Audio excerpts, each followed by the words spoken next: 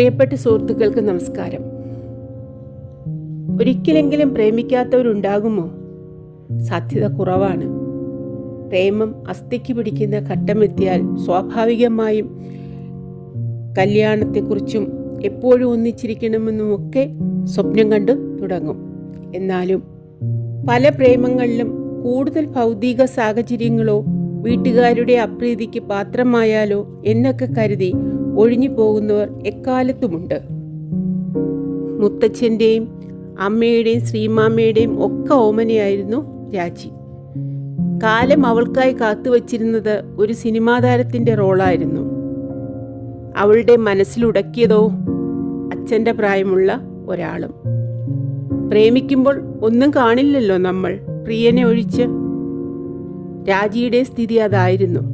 പക്ഷേ അയാൾ അവളേക്കാൾ മറ്റു പലതിനും വിലമതിച്ചു.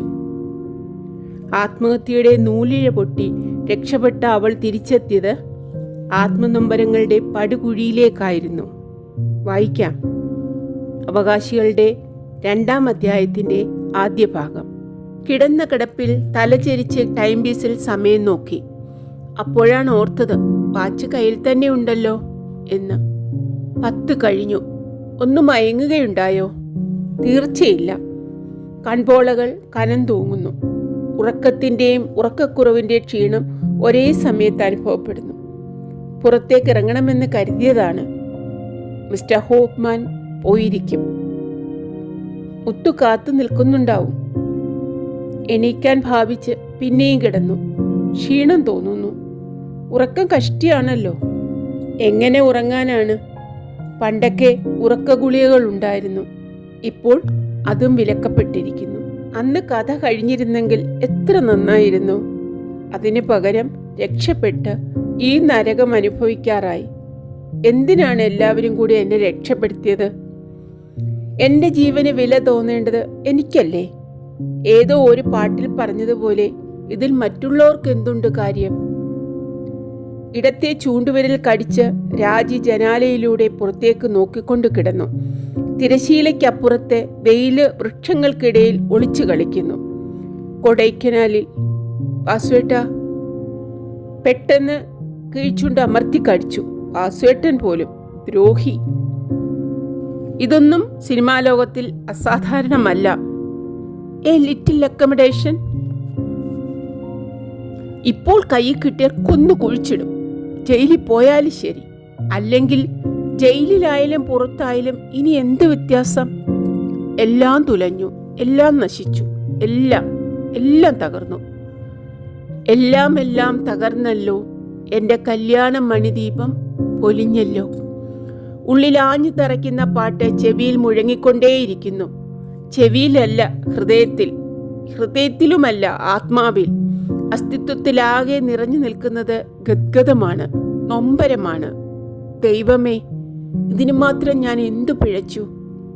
കമിഴ്ന്നു തലയിണയിൽ മുഖം പൂഴ്ത്തി വിങ്ങിക്കരഞ്ഞു. വാതിൽക്കൽ കാൽപ്പെരുമാറ്റം കേട്ടപ്പോൾ രാജി തലയിണയുറയുടെ തുമ്പുകൊണ്ട് ബന്ധപ്പെട്ട് കണ്ണു തുറച്ചു. ഒരു വശം ചെരിഞ്ഞു കിടന്നു. രുക്മിണിയുടെ വരവായിരിക്കും കിടക്കകൾ വിരിച്ചിടാൻ. കരഞ്ഞത് അവൾ അറിയരുത്. ഉറങ്ങാണോ മോളെ? അമ്മയാണ്. ഉറങ്ങുകയാണെങ്കിൽ ഉണർത്തണ്ട എന്ന് കരുതി ഒച്ച താഴ്ത്തിയാണ് ചോദിച്ചത്. അല്ല, രാജി മോന്തിരിക്കാതെ പറഞ്ഞു. വെറുതെ പടുത്തൂന്ന് മാത്രം. സുഖല്യായ ഒന്നുമില്ലല്ലോ?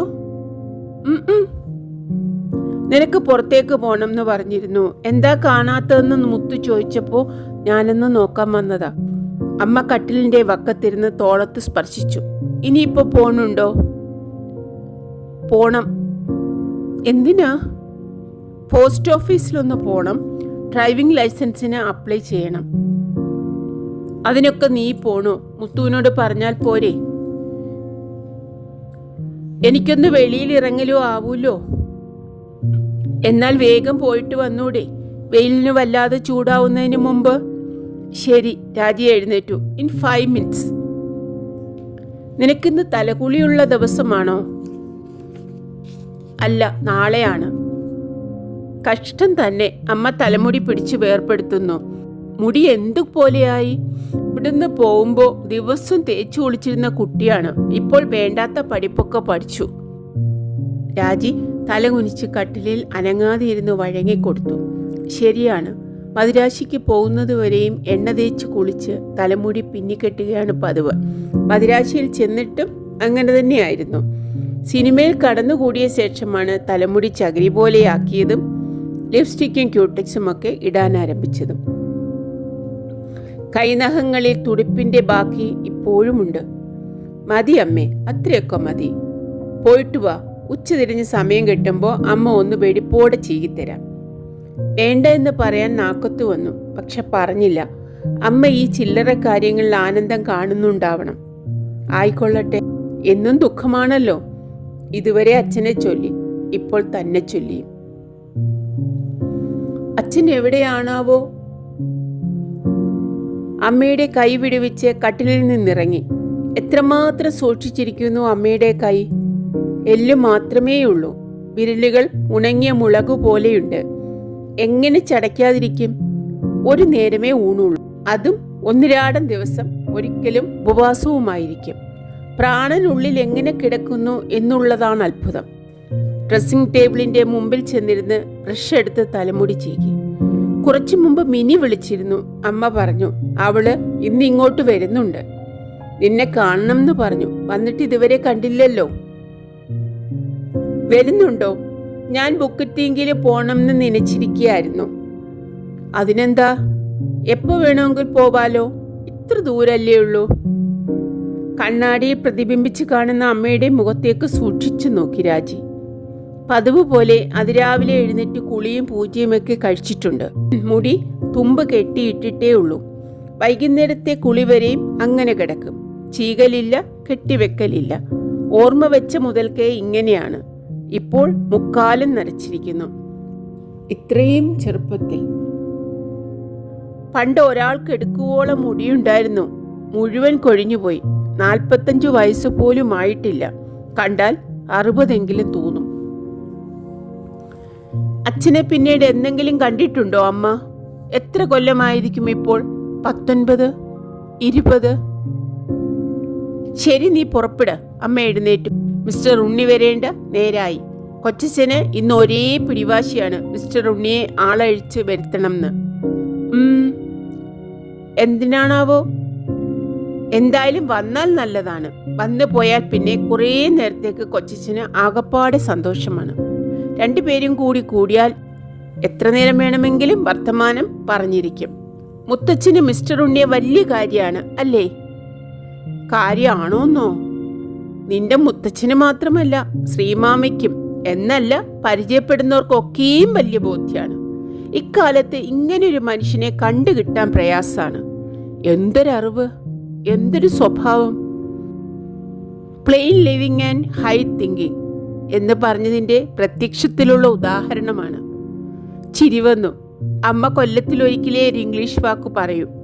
താന് സീനിയർ കേംബ്രിഡ്ജ് പാസ്സായിട്ടുണ്ടെന്ന് ഓർമ്മിപ്പിക്കാൻ എന്ന പോലെ. മലയയിൽ ജനിച്ചു വളർന്നിട്ടും വെള്ളം ചേർക്കാത്ത നാടൻ മലയാളം പറയുന്ന അമ്മ പലർക്കും ഒരു അത്ഭുത ജീവിയാണ്.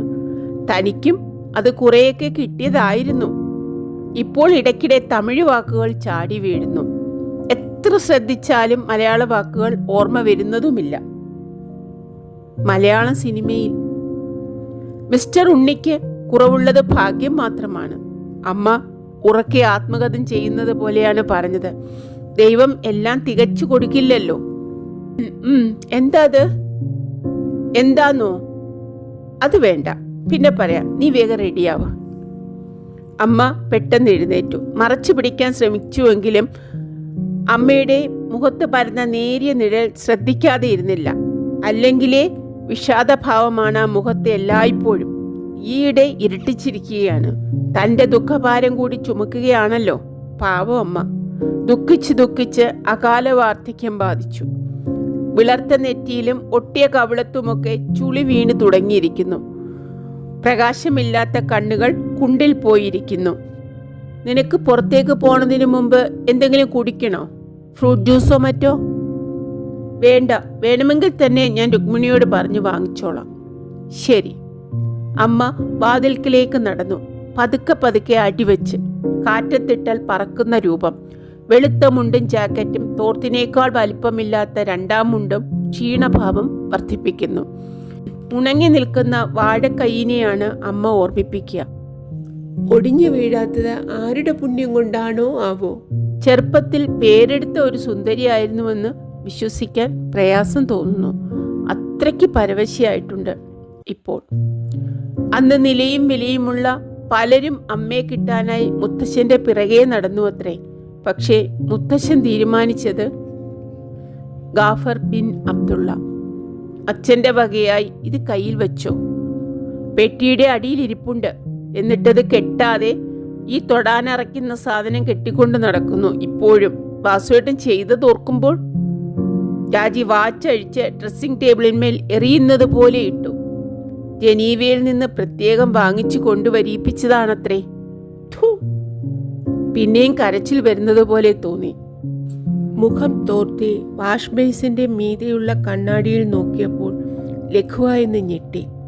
കണ്ടത് അമ്മയുടെ മുഖമാണെന്ന് തോന്നി. ഒരു നിമിഷ നേരത്തേക്ക്. അമ്മയ്ക്കും തനിക്കും നല്ല ചായ ഉണ്ടെന്നുള്ളത് ശരി തന്നെ. പക്ഷേ ഇങ്ങനെയൊരു തോന്നൽ മുൻപുണ്ടായിട്ടില്ല. അമ്മയെപ്പോലെ തൻ്റെ മുഖത്തും ദുഃഖം സ്ഥിരവാസം ഉറപ്പിച്ചതാവാം കാരണം. അമ്മയുടെ മുഖത്തെ ദുഃഖഭാവവും ഇപ്പോൾ മാത്രമാണ് ശ്രദ്ധയിൽപ്പെടുന്നത്, ഇത്തവണ മടങ്ങി വന്നതിന് ശേഷം. കഴിഞ്ഞ 10-20 കൊല്ലമായി ഉരുകി ഉരുകി ഇല്ലാതായിക്കൊണ്ടിരിക്കുകയാണ് അമ്മ. പക്ഷേ ഇന്നേവരെ തനിക്ക് ആ ബോധമുണ്ടായിരുന്നില്ല. അമ്മയുടെ ദുഃഖത്തെക്കുറിച്ച് ഗൗരവബുദ്ധിയോടെ ഒരിക്കലും ചിന്തിച്ചിട്ടില്ല. തൻ്റെ കുറ്റമാണെന്നും പറഞ്ഞുകൂടാ. അമ്മയുടെ കരളിൽ കണ്ണീരിൻ്റെ കടലിരുമ്പുന്നുണ്ടെന്നറിയാത്ത, മനസ്സിലാക്കാൻ കഴിയാത്ത പ്രായത്തിൽ മദിരാശിക്ക് പോയതാണല്ലോ. 14 വയസ്സ്.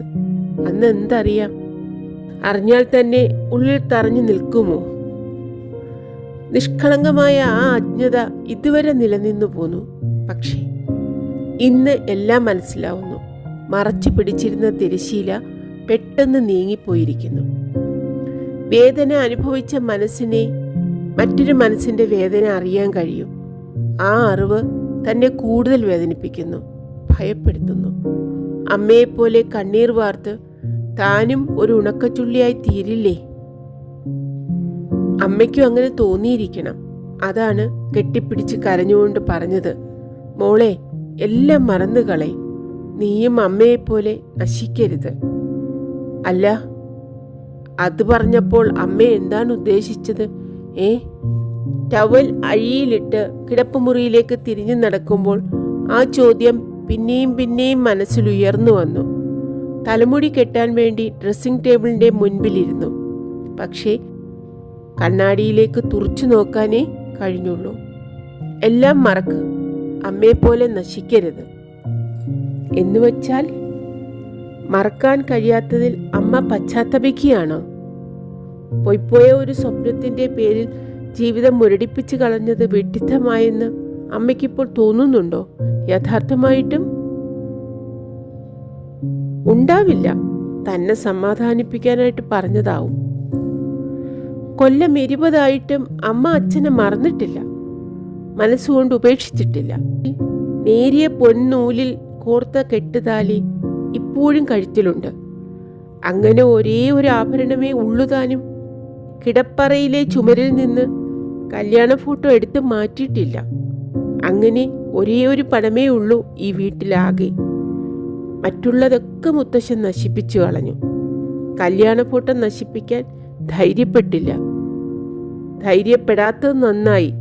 അച്ഛൻ എങ്ങനെയുള്ള ആളാണെന്നറിയാൻ കുറേ കാലത്തേക്ക് അത് മാത്രമായിരുന്നല്ലോ സഹായം. എവിടെയോ പോയി തിരിച്ചു വരൂ എന്നായിരുന്നു ആദ്യത്തെ ധാരണ. മരിച്ചുപോയി എന്നാണ് പിന്നീട് ധരിച്ചത്. പരമാർത്ഥം ആരും പറഞ്ഞു തന്നില്ല. ചോദിച്ചപ്പോഴൊക്കെ ഒഴിഞ്ഞു മാറിയതേയുള്ളൂ. അമ്മ പോലും. ഒടുവിൽ നേരിട്ട് കണ്ടപ്പോൾ ഗാഫർ ബിൻ അബ്ദുള്ള, ഡിസ്ട്രിക്ട് ഓഫീസർ. മനസ്സിലായില്ല, തിരിച്ചറിഞ്ഞില്ല. ഒന്നാമത് പടത്തിൽ കണ്ട പോലെ ആയിരുന്നില്ല. രണ്ടാമത് ആകെ പരിഭ്രമമായിരുന്നു താൻ. എങ്ങാനും ഒരു ചുവട് പിഴച്ചാൽ സ്റ്റേജിൽ കയറിയപ്പോഴേ തുടങ്ങി ഭയം. പഠിച്ചു തുടങ്ങിയിട്ട് അധികമായിട്ടില്ല. തന്നേക്കാൾ മുതിർന്ന കുട്ടികളാണ് മത്സരത്തിൽ പങ്കെടുക്കുന്ന മറ്റെല്ലാവരും. അരങ്ങേറ്റത്തിന് തയ്യാറായി തുടങ്ങിയവർ കൂടിയുണ്ട്. പോരെങ്കിൽ വിശിഷ്ടാതിഥി നേരെ മുൻപിലിരിക്കുന്നു, ഡിസ്ട്രിക്ട് ഓഫീസർ. അദ്ദേഹം തന്നെ പതിവിലും കവിഞ്ഞ ശ്രദ്ധയോടെ നോക്കുന്നുണ്ട്. അല്ലെങ്കിൽ അങ്ങനെയൊരു തോന്നൽ. കാലിടറുന്നു. താളം പിഴച്ചുവോ എന്നൊരു ശങ്ക. സൈഡ് കർട്ടന്റെ മറവിൽ നിൽക്കുന്ന ഡാൻസ് മാസ്റ്ററെ നോക്കുന്നു. അദ്ദേഹം പ്രോത്സാഹജനകമായി തലയാട്ടുന്നു. പുതിയ ജീവൻ കിട്ടിയതുപോലെ തുടരുന്നു. ഫലപ്രഖ്യാപനവും കാത്തു നിൽക്കുമ്പോഴും നെഞ്ഞിടിപ്പ് നിൽക്കുന്നില്ല. 1ാം സമ്മാനം, 2ാം സമ്മാനം ഒക്കെ മുതിർന്ന തമിഴത്തി കുട്ടികൾക്ക്. രാജേശ്വരി കുറുപ്പിന്റെ പേര് വിളിക്കുന്നില്ല. നിരാശയും സങ്കടവും തോന്നി. കരച്ചിൽ വരുന്നു. കരയുന്നില്ല. കുട്ടികളൊക്കെ കളിയാക്കിയാലോ? രാജി, ഒരാൾക്ക് തന്നെ കാണണം, ഇവിടെ വാ. ഡാൻസ് മാസ്റ്ററുടെ ശബ്ദം. കണ്ണു തുടച്ച് പുറകെ ചെല്ലുന്നു. വരാന്തയിൽ ചെല്ലുമ്പോൾ ഡിസ്ട്രിക്ട് ഓഫീസർ. എന്തിനാണാവോ? തൊഴുതു. കൈയും കാലും കുറേശ്ശെ വിറയ്ക്കുന്നുണ്ട്. ഇത്രയും വലിയ ഒരു ഉദ്യോഗസ്ഥന്റെ മുൻപിൽ ചെല്ലുന്നത് ആദ്യമായിട്ടാണ്. ഡാൻസ് മാസ്റ്റർ പോലും ഓച്ചാനിച്ചാണ് നിൽക്കുന്നത്. അദ്ദേഹം ഒന്നും പറയുന്നില്ല. നിർനിമേഷമായി തന്നെ നോക്കിക്കൊണ്ട് നിൽക്കുന്നു. ഭയം വർദ്ധിച്ചു. പൊട്ടിക്കരഞ്ഞു പോകുമെന്ന് തോന്നി. ഇനി അടുത്തു വാ. പേടി അമ്പരപ്പും അത്ഭുതവുമായി മാറി. മലായിക്കാരൻ മലയാളം പറയുന്നു. കടും നീല നിറത്തിലുള്ള ബാജു കുറോങ്ങും സ്വെലാറും സോങ്കോക്കും ധരിച്ച ഇഞ്ചി ഗാഫർ മലയാളം പറയുന്നു. ഇവിടെ വാ. അദ്ദേഹം തോളിൽ പിടിച്ച് അടുപ്പിക്കുന്നു. എന്നെ അറിയോ? ഇല്ലെന്ന് തലയാട്ടാനേ കഴിയുന്നുള്ളൂ. എവിടെയെങ്കിലും കണ്ടിട്ടുണ്ടോ? വീണ്ടും നിഷേധാത്മകമായി തലയാട്ടുന്നു. ജിജ്ഞാസ കൊണ്ട് വരാന്തയിൽ കൂട്ടം കൂടിയ മറ്റു കുട്ടികളുടെ നോട്ടവും ചിരിയും അസഖ്യമായി തോന്നിയതുകൊണ്ട് മുഖമുയർത്തുന്നില്ല. ആരോ ഇട്ടുകൊടുത്ത കസേരയിൽ ഇരുന്നു കൊണ്ട് അദ്ദേഹം തന്നെ ചേർത്ത് നിർത്തുന്നു. സങ്കോചത്തോടെയാണ് ചേർന്ന് നിന്നത്. ആകപ്പാടെ ഉള്ളിലൊരു കുഴമറിയാണ്. എന്റെ മുഖത്തേക്ക് നല്ലോണം നോക്ക്. അദ്ദേഹം താടി പിടിച്ചുയർത്തുന്നു. കണ്ടിട്ടില്ലേ ഫോട്ടോവിലെങ്കിലും? കീഴ്ചുണ്ട് കടിച്ചു പിടിച്ച് തുമ്പി വലിയ കല്ലെടുക്കുന്ന പ്രയാസത്തോടെ കണ്ണുകൾ ഉയർത്തുന്നു.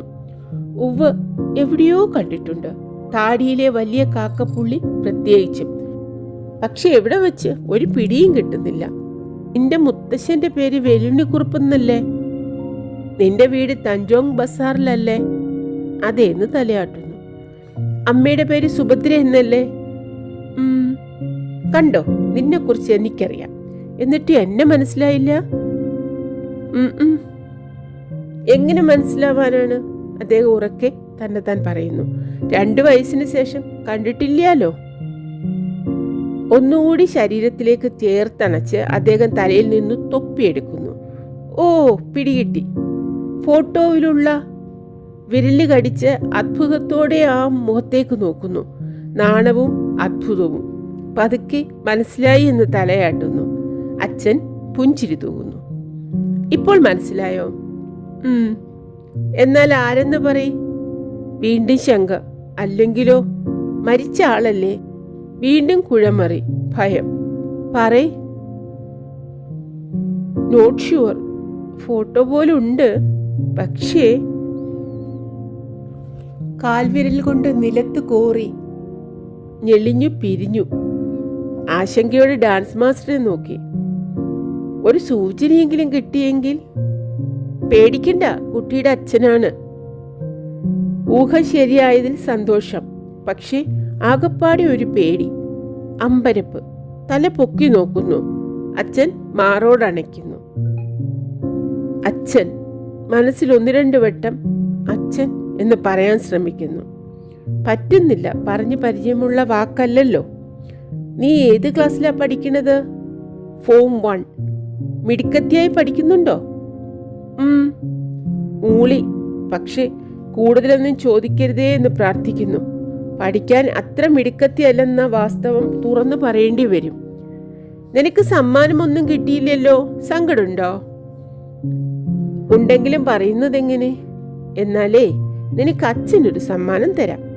അച്ഛൻ കവിള തുമ്മ വയ്ക്കുന്നു. ഇത് മതിയോ? മൗനം. പോരെങ്കിൽ ഇന്നാ. അദ്ദേഹം കീശയിൽ നിന്ന് പേഴ്സ് എടുത്ത് തുറന്ന് ഒരു നോട്ട് തരുന്നു. ഇതും കയ്യിൽ വെച്ചോ. എന്നിട്ട് നിനക്ക് ഇഷ്ടമുള്ളത് വാങ്ങിച്ചോ. താൻ കാശ് സ്വീകരിക്കുന്നില്ല. എനിക്ക് വേണ്ട. അമ്മ ശകാരിക്കും, മുത്തശ്ശനും. ആരോടും ഒന്നും വാങ്ങാൻ പാടില്ല എന്നാ പറഞ്ഞിരിക്കണത്. സാരില്ല, അച്ഛനല്ലേ തരണത്, ആരും ഒന്നും പറയില്ല. മടിച്ച് സ്വീകരിക്കുന്നു. സന്തോഷമുണ്ട്. എന്നാലും എന്തോ കുറ്റം ചെയ്യുകയാണെന്നൊരു തോന്നലില്ലായികയില്ല. മുത്തച്ഛനും അമ്മയും ഒരിക്കലും ഒന്നിനും ശകാരിക്കാറില്ല. എന്നാലും ശകാരിക്കുമോ എന്ന പേടി എപ്പോഴുമുണ്ട്. അച്ഛൻ പോയപ്പോൾ തടവിൽ നിന്ന് വിട്ടതുപോലെ ആശ്വാസം തോന്നി. വിമ്മിഷ്ടവും ശ്വാസം മുട്ടലും തീർന്നു. കൈ നിവർത്തി എത്ര വെള്ളിയാണ് കിട്ടിയതെന്ന് നോക്കാൻ ഭാവിച്ചു. അപ്പോഴേക്കും മറ്റു കുട്ടികൾ പൊതിഞ്ഞു. അതാരായിരുന്നു? അച്ഛനായിരുന്നുവോ? മലായിക്കാരനാണോ അച്ഛൻ? എന്താ തന്നത്? ഡാൻസ് മാസ്റ്റർ രക്ഷപ്പെടുത്തിയില്ലായിരുന്നുവെങ്കിൽ എല്ലാവരും കൂടി കൊത്തിപ്പെറുക്കിയനെ. വീട്ടിലേക്ക് മടങ്ങുമ്പോൾ അച്ഛനെക്കുറിച്ച് തന്നെയാണ് ആലോചിച്ചിരുന്നത്. അത്ഭുതവും അമ്പരപ്പും മാറുന്നില്ല. അച്ഛനുണ്ട്, മരിച്ചിട്ടില്ല. ആരും ഇതുവരെ ഒന്നും പറഞ്ഞില്ലല്ലോ. അച്ഛൻ എങ്ങനെ മലായിക്കാരനായി? MG കുറുപ്പല്ലേ? അമ്മയോട് ചോദിക്കണം. അമ്മ കാത്തിരിക്കുകയാവും. മണി 10 ഇനി എത്ര പോണോ ആവോ. 9:30 മടങ്ങിയെത്തുമെന്നാണ് പറഞ്ഞിരുന്നത്. ക്ലാങ്ങിൽ നിന്ന് പുറപ്പെട്ടിട്ട് കുറേ നേരമായല്ലോ. മറ്റു കുട്ടികളൊക്കെ ബസ്സിലിരുന്ന് ഉറക്കം തൂങ്ങുന്നു. ക്ഷീണിച്ചിരുന്നുവെന്നല്ല, ഉത്സാഹവും കെട്ടിരുന്നു. തഞ്ചോങ് ബസാർ സ്കൂളിന് ഒരൊറ്റ സമ്മാനവും കിട്ടിയില്ല. നൃത്തത്തിലുമില്ല, പാട്ടിലുമില്ല. തനിക്ക് 3ാം സമ്മാനമെങ്കിലും കിട്ടുമെന്ന് ഡാൻസ് മാസ്റ്റർ പ്രതീക്ഷിച്ചിരുന്നു. പക്ഷേ മറ്റുള്ളവരൊക്കെ 4-5 കൊല്ലം പഠിച്ചവരായിരുന്നു. താൻ 5-6 മാസം കൂടി ആയിട്ടില്ലല്ലോ. വീടെടുക്കും തോറും മത്സരത്തെക്കുറിച്ചുള്ള ചിന്ത പോയി. ഉള്ളിൽ ഭയം തോന്നി തുടങ്ങി. അച്ഛൻ്റെ കയ്യിൽ നിന്നും കാശ് വാങ്ങിച്ചു തോർത്ത്. 50 വെള്ളിയുടെ നോട്ട് കുടുക്കയിലിട്ട് വയ്ക്കാം. കഴിഞ്ഞ തവണ തുറന്നപ്പോൾ 400 വെള്ളിയുണ്ടായിരുന്നു. ഇത്തവണ അതിലും കൂടും. അച്ഛൻ 50 വെള്ളി തന്നുവല്ലോ. മുത്തച്ഛനും കൂടി 10 തരൂ. 50 അമ്മയോട് പറയണോ? പറയാതെ പറ്റില്ല. അമ്മ മുത്തച്ഛനോട് പറയും. മുത്തച്ഛന് ഇഷ്ടമായില്ലെങ്കിലോ? എന്താ ഇഷ്ടമാവാതിരിക്കാൻ? അച്ഛനല്ലേ തന്നത്. അച്ഛൻ എന്താ വീട്ടിലൊന്നും വരാത്തത്? ഇതിനു മുൻപ് ഒരിക്കലും തന്നെ കാണാൻ വരാഞ്ഞത്. വഴക്കായിരിക്കും. ആരോട്? അമ്മയോടാവില്ല. അമ്മ ആരോടും വഴക്ക് കൂടില്ല. മുത്തച്ഛനോടാവും. മുത്തച്ഛനെ എല്ലാവർക്കും പേടിയാണ്. അപ്പച്ചനും കൂടി. തനിക്ക് മാത്രം പേടിയില്ല. എന്നാലും ഇപ്പോൾ പേടി തോന്നുന്നു. നോട്ട് വാങ്ങിക്കേണ്ടിയിരുന്നില്ല. വീട്ടിലെത്തിയപ്പോൾ മണി 11 ആരും ഒന്നും ചോദിച്ചില്ല. റൊട്ടിയും പാലും കഴിച്ച് നേരിട്ട് കിടന്നുറങ്ങി. രാവിലെ ഉണർന്നപ്പോൾ വൈകി. ആദ്യം ചെയ്തത് ഫോട്ടോവിൽ അച്ഛൻ്റെ മുഖം നോക്കുകയാണ്. വ്യക്തമല്ല. കസേര വലിച്ചിട്ട് കയറി നിന്ന് നോക്കി. അതെ, സംശയമില്ല, അച്ഛനെ തന്നെയാണ് ഇന്നലെ കണ്ടത്. പ്രായം കൂടിയിട്ടുണ്ടെന്നല്ലാതെ ഒരു വ്യത്യാസവുമില്ല. ഒറ്റ നോട്ടത്തിലെ തിരിച്ചറിയാഞ്ഞത് അത്ഭുതം തന്നെ. കാലച്ച കേട്ടപ്പോൾ ബന്ധപ്പെട്ട് താഴെ ഇറങ്ങി. കസേര പണ്ടത്തെ പോലെ പിടിച്ചിട്ട് ഒന്നും അറിയാത്തതുപോലെ നിന്നു. എന്തിനാണ് അങ്ങനെ ചെയ്തതെന്ന് ഇപ്പോൾ ആലോചിക്കുമ്പോൾ മനസ്സിലാകുന്നില്ല. അച്ഛൻ്റെ ഫോട്ടോ നോക്കി നിൽക്കുന്നതൊരു കുറ്റമാണോ? രാജി, കടന്നു വന്ന അമ്മ ചോദിച്ചു. ഇന്നലെ നിനക്ക് സമ്മാനമൊന്നും കിട്ടിയില്ല എന്നല്ലേ പറഞ്ഞത്? കിട്ടിയില്ല. എല്ലാവരും വലിയ കുട്ടികളായിരുന്നു. അവരോടൊപ്പം എനിക്ക് പറ്റില്ല. ഒന്നും കിട്ടിയില്ലേ? അപ്പം അമ്മ നെറ്റിച്ചൊളിച്ചു. നിന്റെ കുപ്പായത്തിന്റെ പോക്കറ്റിൽ എവിടുന്ന 50 വെള്ളി? ഒരു തുടം ഉമിനീർ വിഴുങ്ങി. എന്ത് പറയണമെന്നറിയാതെ കീഴ്ച്ചുണ്ടു കടിച്ചു പിടിച്ചു. പറയ്, എവിടുന്നാ കിട്ടിയത്? അത് കണ്ണു നിറഞ്ഞു. കരച്ചിൽ പൊട്ടി. എന്തിനാ കരയണത്? അമ്മ അടുത്തേക്ക് നീക്കി നിർത്തി. എവിടുന്നാ മോൾക്ക് കിട്ടിയത്? മുത്തച്ഛനൊറ്റ തന്നതാണോ? പിന്നെ പറയ്, ആര് തന്നതാ? അച്ഛൻ. തേങ്ങലിനിടയിൽ പറഞ്ഞത് വ്യക്തമായോ എന്തോ? ആര്? അമ്മയുടെ ചോദ്യം ഉറക്കിയായിരുന്നു. അച്ഛൻ? അച്ഛനോ? ഇന്നലെ ക്ലാങ്ങിലെ പെസ്റ്റയുടെ പ്രസിഡന്റ് ആയിരുന്നു. ഞാൻ വേണ്ടാന്ന് പറഞ്ഞു, പറഞ്ഞു, സമ്മതിച്ചില്ല, ഫോഴ്സ് ചെയ്തു. പറഞ്ഞത് എന്തെങ്കിലും കേട്ടുവോ അമ്മ എന്ന് സംശയമാണ്. മിണ്ടാതെ നിന്നു. പിന്നെ പതുക്കെ കട്ടിലിരുന്നു. താടിക്ക് കൈയും കൊടുത്ത്. അത്ഭുതം തോന്നി. ഇതെന്താ അമ്മ ഇങ്ങനെ? മുഖം തുടുത്തിരുന്നു, കരയാൻ ഭാവിക്കുന്നത് പോലെ. തനിക്ക് പിന്നെയും കരച്ചിൽ പൊട്ടി. ഞാൻ വേണ്ടാന്ന് കുറേ പറഞ്ഞുട്ടോ. പറഞ്ഞു മുഴുവനാക്കും മുമ്പ് അമ്മ കൈനീട്ടി തന്നെ പിടിച്ച് മാറോടണച്ചു. തോളിലൂടെ ചൂടു കണ്ണുനീരൊലിച്ചു. അപ്പോൾ തനിക്ക് ഉറക്കെ കരയാതിരിക്കാൻ കഴിഞ്ഞില്ല. ദീർഘമായെന്ന് നിശ്വസിച്ചു. ഒരിക്കൽ കൂടി കണ്ണാടിയിൽ നോക്കി എഴുന്നേറ്റ് സാരിയുടെ കുത്തൊന്നു മുറുക്കി. മാറ്റണോ? വേണ്ട. എന്തിന്? ആര് കാണാനാണ്? വേഷം കെട്ടിയതൊക്കെ മതി. കെട്ടിച്ചമഞ്ഞ് കുറേ നടന്നു, മതിയായി. ഹാൻഡ് ബാഗ് എടുത്ത് പുറത്തു കടന്നു. കോണി ഇറങ്ങുമ്പോൾ സിറ്റിംഗ് റൂമിലെ ജനാല അരികിലേക്ക് കണ്ണയച്ചു. പതിവിന് വിപരീതമായി മുത്തശ്ശന്റെ കസേര ഒഴിഞ്ഞു കിടക്കുന്നു. നേരം അത്രയ്ക്കൊക്കെ ആയോ? ഇല്ലല്ലോ. ഇന്നൊരു പക്ഷേ പുറത്തേക്ക് വന്നിട്ടുണ്ടാവില്ല. ക്ഷീണമുണ്ടെന്ന് അമ്മ നേരത്തെ സൂചിപ്പിച്ചുവല്ലോ. അമ്മയുടെ ജീവിതവൃതം തന്നെ മുത്തച്ഛനെ ശുശ്രൂഷിക്കലാണ്. മുത്തച്ഛൻ ഉള്ളത് കൊണ്ട് മാത്രമാണ് അമ്മ ജീവിച്ചിരിക്കുന്നതെന്ന് തോന്നും. ഇടനാഴിയിലേക്ക് തിരിഞ്ഞ് മുത്തച്ഛന്റെ കിടപ്പറയുടെ വാതിൽക്കൽ ചെന്ന് നോക്കി. കിടപ്പാണ്. കട്ടിലിന്റെ വക്കത്തിരുന്ന് അപ്പച്ചൻ രക്തസമ്മർദ്ദം പരിശോധിക്കുന്നു. കട്ടിലിന്റെ തലയ്ക്കൽ ഉത്കണ്ഠയോടെ നോക്കി നിൽക്കുന്നുണ്ട് അമ്മ. മുത്തച്ഛന് കൂടുതൽ എന്തെങ്കിലും? മുറിയിലേക്ക് കടക്കാൻ ഭാവിച്ചപ്പോൾ അമ്മ അരുതെന്ന് ആംഗ്യം കാണിച്ചു. ഉത്കണ്ഠയോടെ അമ്മയുടെ മുഖത്ത് നോക്കി. വിശേഷിച്ചൊന്നുമില്ല എന്നാംഗ്യം കാണിച്ചു അമ്മ. രാജി പിൻവലിഞ്ഞു. വിശേഷമൊന്നുമില്ല എന്നാണ് സൂചിപ്പിച്ചതെങ്കിലും വിശേഷം എന്തോ ഉണ്ടെന്ന് വേണം വിചാരിക്കാൻ. അല്ലെങ്കിൽ അപ്പച്ചൻ ഈ നേരത്ത് പരിശോധിക്കാൻ വരില്ല. വൈകുന്നേരമേ പതിവുള്ളൂ. ഡൈനിങ് റൂമിൽ രുക്മിണി നാരങ്ങ നീരുമായി കാത്തു നിൽക്കുന്നു. വേണ്ടെന്ന് പറഞ്ഞതാണല്ലോ അമ്മയോട്. പിന്നെ പോട്ടെ, കുടിച്ചേക്കാം. താത്താവുക്ക് എന്നാ? നാരങ്ങ നീര് കൈനീട്ടി വാങ്ങുന്നതിനിടയിൽ ചോദിച്ചു. ഏതാവത്? നേറ്റിക്ക് രാത്രി ചരിയ തൂങ്കലേ പോലിരിക്ക്. നെഞ്ചുവലി ജാസ്തി ആച്ചോ എന്നാമോ? അപ്പടിയാ? അമ്മ ഒണ്ണുമേ ചൊല്ലല്ലേ? അവളും ഒണ്ണുമില്ലേ? രുക്മിണി സംഗതി നിസാരമാണെന്ന ഭാവത്തിൽ തോൾ കുലുക്കി. അമ്മാവുക്ക് എപ്പ പാത്താലും പയന്നാനേ. രാജി മറുപടി പറഞ്ഞില്ല. തല ലഘുവായി എന്ന് ചെരിക്കുക മാത്രം ചെയ്തു. ശരിയാണ്, അമ്മയ്ക്ക് എല്ലായ്പ്പോഴും ഭയമാണ്. മുത്തച്ഛൻ്റെ നെറ്റി വിയർത്താൽ മതി തുടങ്ങും പരക്കം പാച്ചിൽ. വിയർക്കണ്ട, വിയർക്കുമെന്ന് തോന്നിയാൽ മതി. ചിന്നമ്മ തിരൈമലർ പുതുകോപ്പി വന്നിരുത്ത് പാത്തതാ? മുത്തു വാങ്ങി വന്നിருக்கு. മുതലേട്ടിയേ ഉങ്കപ്പടം പോടിருக்கு. കളറില്ലേ? രുക്മിണിയുടെ മുഖത്ത് സന്തോഷവും ഉത്സാഹവും കുതികുത്തിയിരുന്നു, അഭിമാനവും. അങ്ങിങ്ങി വസൂരിക്കല ബാക്കി നിൽക്കുന്ന കറുത്ത മുഖം, ചിരിക്കുമ്പോൾ വെളുവെളുത്ത പല്ലുകൾ, നെറ്റിയിൽ വലിയ ചെങ്കുങ്കുമപ്പൊട്ട്. പടം മട്ടുമല്ലേ, കട്ടൂരേം ഇருக்கு. ரொம்ப പുകഴ്ந்து എഴുതിയിருக்கு. നായർക്കിട്ടേ ഇருக்கு. ഞാൻ എടുത്തിട്ട് വരേ. ഇപ്പോത് വേണ്ട, അപ്പുറമാ പാക്കലാം. തിളച്ചു പൊങ്ങുന്ന പാലിൽ പച്ചവെള്ളം ഒഴിച്ചതുപോലെ രുക്മിണിയുടെ ഉത്സാഹം കെട്ടു. അവളുടെ മുഖം വാടി.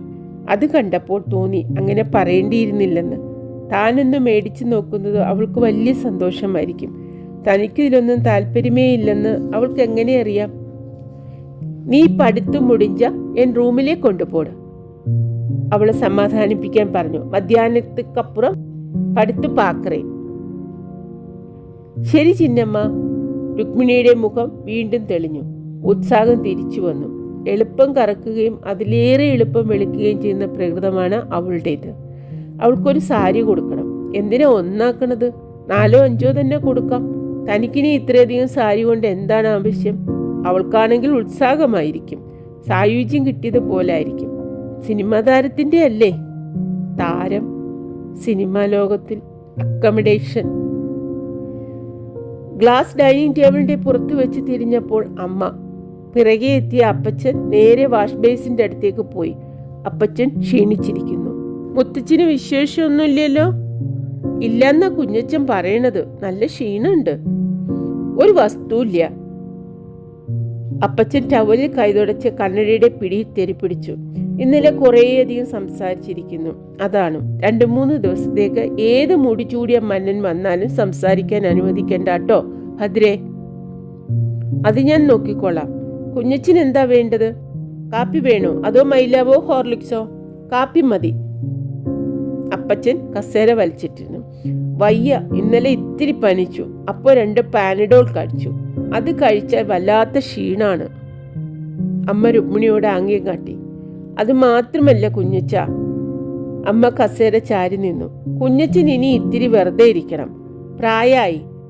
ഇപ്പോഴും ഡിസ്പെൻസറി, നഴ്സിംഗ് ഹോം എന്നും പറഞ്ഞ് ദിവസവും ബുക്കിറ്റീങ്കിയിലേക്ക് ഓടണോ? അതൊക്കെ മിനി നോക്കില്ലേ? നോക്കും. എന്നാലും ഞാൻ തന്നെ ഒന്ന് പോയി നോക്കിയാലേ എനിക്ക് സമാധാനാവൂ. മാത്രമല്ല അവളെ കൊണ്ട് ഒറ്റയ്ക്കാവേയില്ല. നല്ല ജോലിയുണ്ട്. സഹായത്തിന് വേറെ ഡോക്ടറെ വെച്ചൂടെ? നോക്കുന്നുണ്ട്. കിട്ടണ്ടേ? ഇപ്പോഴത്തെ ചെറുപ്പക്കാരൊന്നും സ്മോൾ ടൗൺസിൽ വന്ന് പ്രാക്ടീസ് ചെയ്യില്ല. കാശ് കുറവേ കിട്ടൂ. Also life is dull. കോലാലംപൂരോ സിംഗപ്പൂരോ വേണം എല്ലാവർക്കും. അതൊക്കെ ആലോചിച്ചിട്ടാ അശോകന് മെഡിസിൻ അയക്കാന്ന് വെച്ചത്. അപ്പോൾ അവന് കെമിക്കൽ എഞ്ചിനീയറിംഗ് ആണ് വേണ്ടത്. ശരി, എന്നാൽ അതാവട്ടെ എന്ന് വെച്ചു. എന്നിട്ടോ കണ്ടില്ലേ നടക്കണ നടപ്പ്? രുക്മിണി ട്രെയിൽ ഓഫീസ് സെറ്റുമായി എത്തി. അമ്മ അത് വാങ്ങി മേശപ്പുറത്ത് വെച്ച് കാപ്പി കൂട്ടാൻ ആരംഭിച്ചു. ഒക്കെ തലയിലെഴുത്താണ്. അപ്പച്ചൻ തുടർന്നു. അല്ലാണ്ട് എന്ത് പറയാനാ? നല്ല ബുദ്ധിയുള്ള ചെക്കനാ. പഠിപ്പിക്കാൻ തയ്യാറാണ്. പക്ഷെ അവന്റെ തല തിരിഞ്ഞാൽ എന്താ ചെയ്യുക? തല്ലാനും ഭേദ്യം ചെയ്യാനുമുള്ള പ്രായം കഴിഞ്ഞു. വയസ്സ് 10-24 ഇംഗ്ലണ്ടിലേക്ക് പറഞ്ഞയക്കേണ്ടിയിരുന്നില്ല, അമ്മ പറഞ്ഞു. യൂറോപ്പിലും അമേരിക്കയിലുമൊക്കെ ചെറുപ്പക്കാരാകെ തല തിരിഞ്ഞിട്ടിരിക്കുകയാണ്. ഇവിടെ തന്നെ മതിയായിരുന്നു. ഇപ്പൊ അത് തോന്നുന്നുണ്ട്. ഇപ്പോഴും വേണമെങ്കിൽ എന്തെങ്കിലും ചെയ്യാം. അത്ര വൈകിട്ടൊന്നുമില്ല. പക്ഷേ ലൈഫ് മീനിങ്ലെസ് ആണ്, അപ്സൈഡ് ആണെന്ന് പറഞ്ഞ് കഞ്ചാവും വലിച്ച് നടക്കണോരെ എങ്ങനെയാ നേരാക്കുക? ഞാൻ കൈയൊഴിച്ചു. എന്തോ കഷ്ടകാലാണ്. അമ്മ നെടുവീർപ്പിട്ടു. ജാതകമൊന്നും നോക്കിക്കായിരുന്നു. തലയിലെടുത്ത് ജാതകം നോക്കിയാൽ മാറുമോ ഭദ്രേ? അനുഭവിക്കേണ്ടത് അനുഭവിച്ചു തന്നെ തീരണം. അവന് നല്ല ബുദ്ധി തോന്നുമ്പോൾ എന്തെങ്കിലും ചെയ്യട്ടെ. അവനും കൂടിയേ കര കയറാനുള്ളൂ. ബാക്കിയുള്ളവരൊക്കെ ഒരു നിലയ്ക്കായല്ലോ. പുറത്ത് കാറ് വന്ന് നിൽക്കുന്ന ഒച്ച. ആരാത്? അമ്മ എഴുന്നേറ്റ് സ്ക്രീനിന്റെ മീതെ നോക്കി. ഭാസിയാ തോന്നുന്നു. കുട്ടമ്മാമ്മനും ഉണ്ട്. അപ്പച്ചൻ നെറ്റി ഒന്ന് ചുളിച്ചു. അവരുടെ വരവ് ഇഷ്ടമാവാത്ത പോലെ. ശരി. അപ്പച്ചൻ കപ്പിൽ ബാക്കിയുള്ള കാപ്പി മുഴുവൻ ഒറ്റ വലിക്ക് കുടിച്ചു. ഞാൻ ഇറങ്ങാണ് ഭദ്രേ. എനിക്ക് ക്ഷീണുണ്ട്. പോയി ഇത്തിരി കിടക്കണം. എന്താ രാവുണ്ണേട്ടൻ പോവാണോ? കുട്ടമ്മാവൻ പച്ചച്ചിരി ചിരിച്ച് ഡൈനിങ് റൂമിലേക്ക് കടന്നു വന്നു. എന്താ ധൃതി? എനിക്ക് വയ്യ, അതെന്നെ. അപ്പച്ചൻ എണീറ്റു. കുറച്ച് റെസ്റ്റ് എടുക്കണം. അച്ഛനൊരു 5 മിനിറ്റ് ഇരിക്കൂ, ഭാസിയേട്ടൻ പറഞ്ഞു. ഒന്നിച്ചങ്ങോട്ട് പോവാം. പറ്റില്ല. ആയിട്ടല്ല ഇങ്ങോട്ട് വന്നത്. ഏട്ടന് രാത്രി ഇത്ര അസുഖം ഉണ്ടായിന്ന് പറഞ്ഞു ഭദ്ര. അപ്പ പോന്നതാ. കുട്ടി രാജി, നീ പുറത്തേക്കല്ലേ? അതെ. എന്നാ കാറിൽ എന്നെ അവിടെ നിന്ന് വിട്ടതാ. അതിനെന്താ അപ്പച്ച, വരൂ. എന്നാൽ കുറച്ച് കഴിഞ്ഞ് ഞങ്ങൾ അങ്ങോട്ട് വരാം, കുട്ടമ്മാവൻ ചിരി വിടാതെ പറഞ്ഞു. വന്ന സ്ഥിതിക്ക് വേലുണ്ണിയേട്ടനെ ഒന്ന് കണ്ട്. വേലുണ്ണിയേട്ടനെ കാണാനൊന്നും നിൽക്കണ്ട, അപ്പച്ചൻ ഉറപ്പിച്ചു പറഞ്ഞു. ഒരാഴ്ചയെങ്കിലും ഡിസ്റ്റർബ് ചെയ്യാൻ ഒക്കില്ല. He needs complete rest. അതിന് ഞങ്ങൾ ഡിസ്റ്റർബ് ചെയ്യാനൊന്നും പോണില്ല. നോ, എന്തായാലും ഇപ്പോൾ കാണണ്ട കേട്ടോ ഭദ്രേ. ഞാൻ പറഞ്ഞത് മറക്കണ്ട. No visitors. അമ്മ തലയാട്ടി. പക്ഷേ ഇവർ നിർബന്ധിച്ച ഞാൻ നിസ്സഹായയാണ് എന്ന ഭാവമായിരുന്നു മുഖത്ത്. ബാ മോളെ. അപ്പച്ചൻ തോളത്ത് സ്പർശിച്ചപ്പോൾ രാജി വാതിൽക്കലേക്ക് നടന്നു. പോർച്ചിൽ മുത്തു തയ്യാറായി നിന്നിരുന്നു. തുറന്നു പിടിച്ച വാതിലിലൂടെ അകത്ത് കയറിയിരുന്നു. പിറകെ അപ്പച്ചനും. ആവോ, കാറിളകിയപ്പോൾ അപ്പച്ചൻ സ്വാഗതമെന്ന പോലെ പറഞ്ഞു. ഭദ്ര പറഞ്ഞത് കൂട്ടാക്കാതെ കുട്ടൻ ഏട്ടനെ കാണുമോ? എനിക്ക് പേടിയുണ്ട്. ഒന്ന് കണ്ടാലെന്താ അപ്പച്ച? മുത്തശ്ശന് അത്രയ്ക്കൊക്കെ ഉണ്ടോ? കണ്ടതുകൊണ്ടൊന്നുമില്ല. പക്ഷേ കുട്ടനും ഭാസിയും വന്നിരിക്കുന്നത് വേറൊരു ഉദ്ദേശത്തോടു കൂടിയാണ്. അതെന്താ? തമ്മിൽ തല്ലിക്കാനുള്ള പ്ലാൻ എന്തൊക്കെയോ ഉണ്ട്. നിന്നോട് എന്തിനാ അതൊക്കെ പറയണത്? മര്യാദയ്ക്കിരിക്കുന്ന ഭാസ്യം കൂടി കുട്ടൻ തകരാറിലാക്കുമെന്നാണ് എനിക്ക് പേടി. അവനൊരു ശുദ്ധന, പൊട്ടന. തുടർന്നൊന്നും പറയാതെ അപ്പച്ചൻ ആലോചനയിലാണ്ടു. ഒന്നും ചോദിച്ചില്ല. തന്നെ സമ്മതിക്കുന്ന കാര്യമൊന്നുമല്ല. ആണെങ്കിൽ തന്നെയും തനിക്ക് താല്പര്യമില്ല താനും. അവൾ പുറത്തേക്ക് നോക്കിക്കൊണ്ടിരുന്നു. അപ്പച്ചനെ ഇറക്കി വിട്ട് മുൻപോട്ട് പോയപ്പോൾ മുത്തു ചോദിച്ചു, എങ്ക പോണം ചിന്നമ്മ? ഡ്രൈവിംഗ് ലൈസൻസുക്ക് അപ്ലൈ പണ്ണണം. ഓ, ചാലാൻ ഔട്ടിലേ താൻ ഡിസ്ട്രിക്ട് ഓഫീസിക്ക് കിട്ടേ. എനിക്ക് തെരിഞ്ഞവരിയ്ക്ക്, ഈസിയാ വാങ്ങല. രാജി മറുപടി പറഞ്ഞില്ല. സീറ്റിൽ ചാരി പുറത്തേക്ക് നോക്കിക്കൊണ്ടിരുന്നു. ചിന്നമ്മ പാത്തതാ. എന്തിനെ കുറിച്ചാണെന്ന് ചോദിച്ചതെന്ന് ഊഹിച്ചുവെങ്കിലും അറിയാത്ത മട്ട് നടിച്ചു. എന്നാ? തിരൈമലർ ഇല്ലേ, അപ്പുറമാ പാക്കല.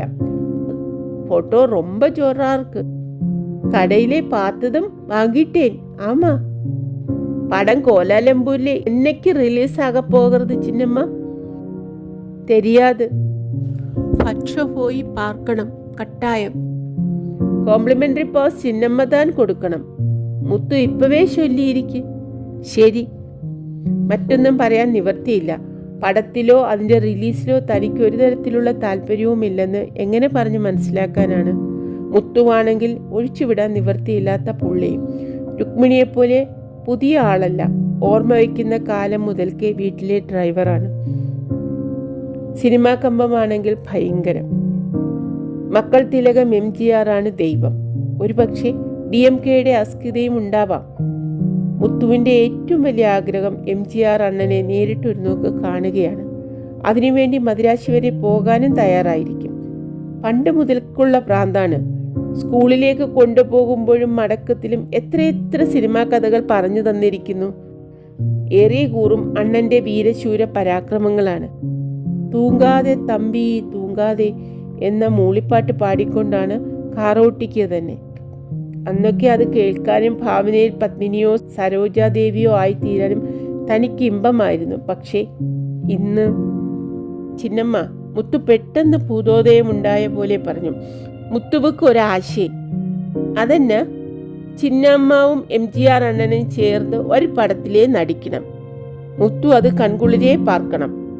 മുത്തുവോട് യോജന എപ്പടി ചിന്നമ്മ? ചിരിക്കുക മാത്രം ചെയ്തു. മുത്തുവിൻ്റെ ചിന്നമ്മ വിളി അല്പം അലോസരപ്പെടുത്തുന്നു. മുൻപൊക്കെ കളിയാക്കി രാശാട്ടി എന്നാണ് വിളിക്കുക. കഴിഞ്ഞ തവണ വന്നപ്പോൾ പോലും. ഇത്തവണ പെട്ടെന്ന് ചിന്നമ്മയായി. താൻ വലുതായതുകൊണ്ടാണോ അതോ സിനിമാ താരമായതുകൊണ്ടാണോ? ഉങ്ക യോജന എന്നാ ചിന്നമ്മ? அந்த படம் முத்துதான் டைரக்டர் பண்ண வேண்டியது. அப்படியானால் ഓക്കെ. പോങ്കോ ചിന്നമ്മ. മുത്തു പരിഭവം സ്ഫുരിക്കുന്ന ഒരു ചിരി ചിരിച്ചു. മുത്തു നിജമാത്താൻ ചൊല്ലരുത്. നല്ല പൊരുത്തமான ജോഡിയായിരിക്കും. ജോഡി MGRും താനും. തൻ്റെ അച്ഛനാവാനുള്ള പ്രായമുണ്ട്. ചിരി വരുന്നു. പെട്ടെന്ന് കീഴ്ച്ചുണ്ട് കടിച്ചു പിടിച്ചു. ചിരിക്കാൻ എന്തിരിക്കുന്നു? MGRനേക്കാൾ അത്രയൊക്കെ ചെറുപ്പമാണോ വാസുവേട്ടന്? എന്നിട്ടും വേണ്ട, അതൊന്നും ആലോചിക്കണ്ട. കൊഞ്ചം ഫാസ്റ്റാ വിടുമുത്തു, ടൈം ആച്ച്. ശരി ചിന്നമ്മ. മുത്തു മുന്നോട്ടാഞ്ഞ് കാറിൻ്റെ സ്പീഡ് കൂട്ടിയപ്പോൾ രാജി സീറ്റിൽ ചാരിയിരുന്ന് കണ്ണുകളെ പുറത്തു മേയാൻ വിട്ടു. മനസ്സൊന്ന് ശൂന്യമായി കിട്ടിയിരുന്നെങ്കിൽ. പ്രിയപ്പെട്ട സുഹൃത്തുക്കളെ, 2ാം ഭാഗത്തിൻ്റെ 1ാം അധ്യായം വായിച്ചു തീർന്നു.